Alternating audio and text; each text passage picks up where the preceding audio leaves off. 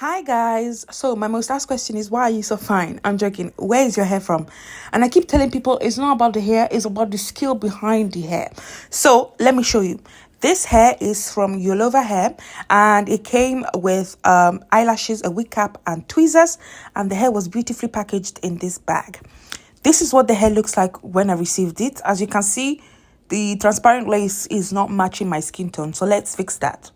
First step is to bleach the knots. You want to bleach all over, leave it for 40-45 minutes, then rinse it out, and let's begin to pluck. Now, I don't like my hairline too plucked because, again, why are you removing the hair that you're paying for? I like to just make sure it's natural in the front. And the technique I use is that I pluck one area, then I leave a gap. I pluck the next area, and then I leave a space. I pluck, and I do that throughout the hairline until it looks nice and natural. I don't like that hairline look that the wig comes in, that baby doll look. Next step is to put powder underneath the lace. Again, this hair is transparent. You want to make sure it matches. So use like a thick foundation or like a loose powder, something that can penetrate the lace. And you can see now it looks a little bit more natural because, again, I put a powder that matches my skin color, so it blends nicely. So now you can wear the wig, make sure that it's sitting correctly and nicely. And as you can see, it's blending beautifully with my skin color. So move the hair out of the way and make sure that the ear tabs are sitting correctly, that they're equal on both sides and that they're sitting comfortably in your ears. Now you can start cutting the lace. A good tip I will give you is never cut your hair in a straight line. Your hairline is never straight.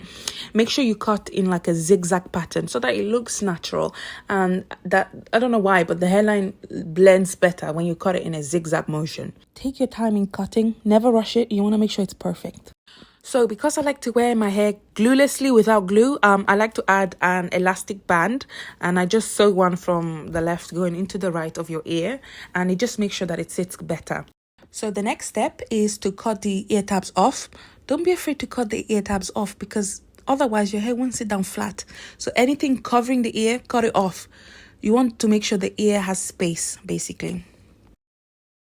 Continue cutting the hairline in the zigzag motion and you're pretty much done. I like to pull out some baby hairs because this hair is curly and I just feel like it looks better. So I'm not doing too much. I'm only doing 2 areas in the front, and put some mousse on them just so that they lie down flat. But you don't have to. I mean, you don't really have to do this step. You can just use gel. But while the mousse is drying, just in that area, just in the baby hairs area, I cut the baby hairs into whatever shape. Please don't judge me. I'm still learning. I'm quite new to the baby hair movement, but I'm learning, okay? Then gel down your baby hairs. I'm using the Eco Styler gel, but again, you can use anything. As you can see, the hair is now taking shape, so you can brush the baby hairs out so that they don't look crispy and they're fluffy. Now, almost final step, get some mousse and basically cover the front of your hair with the mousse. You just want to make sure there are no flyaways, that there's no hair sticking up. Just want to make sure everything is laid down nicely. I'm a perfectionist, so what I like to do is grab an old mascara brush and I just brush any areas that has too much lace, just so the parting looks clean. And then I go with my powder, again a powder that matches my skin tone, and I just place it on the parting just so the parting looks even cleaner. Because this hair is curly, you want to make sure you refresh the curls. So just grab a water bottle and spray the hair. And as you can see, the moment that I spray the hair, the curls are coming back alive. Then go into any areas that you've not cut. Make sure it's cut nicely. Just making sure that the hair looks natural. And voila, you are done. Put a filter on and you are officially an Instagram influencer. But as I said, this wig is completely glueless, but you can move it up and down, left and right. It's glueless, but it's secure, and this is the technique I use for all my wigs. So don't ask questions. Now you know the method. Go forth and do your own. Thank you guys for watching my video.